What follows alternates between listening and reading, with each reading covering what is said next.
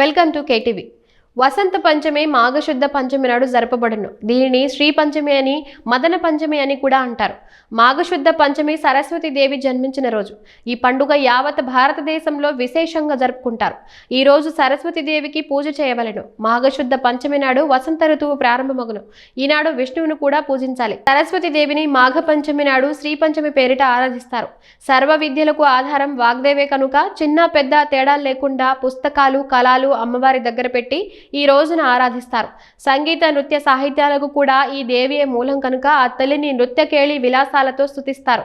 ఈ తల్లిని జ్ఞాన ప్రాప్తి కోసం ఆరాధించమని బ్రహ్మవైవర్త పురాణం చెప్తోంది. ఈ శ్రీ పంచమి నాడు సరస్వతిని ఆరాధించే విధి విధానాలను నారదునకు శ్రీమన్నారాయణుడు వివరించినట్లు దేవి భాగవతం చెప్తోంది. మాఘమాసం శిశిర ఋతువులో వసంతుని స్వాగత చిహ్నముగా ఈ పంచమిని భావిస్తారు.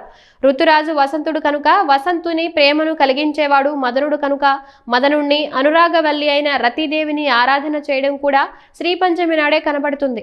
వీరి ముగ్గురిని పూజించడం వల్ల వ్యక్తుల మధ్య ప్రేమాభిమానాలు కలుగుతాయి. దానివల్ల జ్ఞాన ప్రవాహాలు ఏర్పడతాయి. అమ్మ దగ్గర అక్షరాభ్యాసం చేయిస్తే పిల్లలు జ్ఞానరాశులు అవుతారు. సరస్వతి ఆరాధన వల్ల వాక్శుద్ధి కలుగుతుంది. అమ్మ కరుణతో సద్బుద్ధిని పొందుతారు. మేధ, ఆలోచన, ప్రతిభ, ధారణ, ప్రజ్ఞ, స్ఫురణ శక్తుల స్వరూపమే శారదాదేవి. అందుకే ఈ దేవిని శివానుజ అని పిలుస్తారు.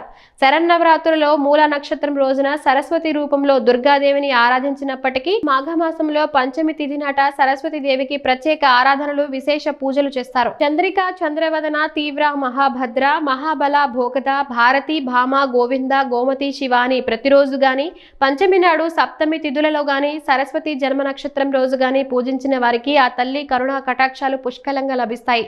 అహింసకు అధినాయిక సరస్వతి దేవి.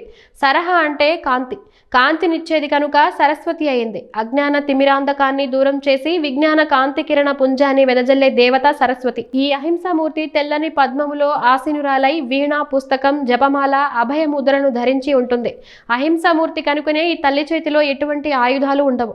జ్ఞానకాంతిని పొందిన వారికి ఆయుధాల అవసరం ఏమీ ఉండదు. వాగేశ్వరి, మహాసరస్వతి, సిద్ధ సరస్వతి, నీల సరస్వతి, ధారణ సరస్వతి, పరా సరస్వతి, బాలా సరస్వతి ఇలా అనేక నామాలున్నప్పటికీ సామాంపాతు సరస్వతి అని పూజించేవారు ఆ తల్లికి ఎక్కువ ప్రేమ పాత్రులట.